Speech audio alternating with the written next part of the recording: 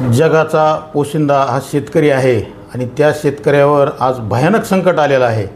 त्या संकटाला तोंड देण्याची ताकद त्याच्यात राहिलेली नाही। त्याच्यामुळं आम्ही राष्ट्रवादी काँग्रेस पार्टी शरदचंद्रजी पवार गटाच्या वतीनं या झोपलेल्या सरकारला जागं करण्यासाठी या जिल्ह्याचे खासदार बजरंग बाप्पा सोनवणे, या केज मतदारसंघाचे माजी आमदार पृथ्वीराज साठे, परळी मतदारसंघाचे आमचे भाऊ राजेसाहेबजी भाऊ देशमुख व आमचे सर्व पक्षाचे पदाधिकारी यांच्या वतीनं आम्ही उद्या शेतकरी जागला पाहिजे याच्यासाठी एक रुग्ण मोर्चा काढत आहोत। या रुग्ण मोर्चाला आपण सर्वांनी सहभागी व्हावं ही विनंती करतो।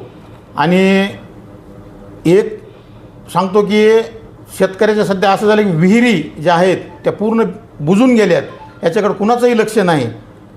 पुन्हा शेत पूर्ण खरडून गेलं आहे, त्याच्याकडे कुणाचंही लक्ष नाही। फक्त सर्वांना एक आव्हान करतो की शेतकऱ्याकडे तुम्हाला बघायचं आता त्याला अन्नधान्यापेक्षा त्याच्या विहिरीची आणि जमिनीची फार गरज आहे, कारण ती जमीनच खरडून गेल्यामुळं तो काहीच करू शकणार नाही।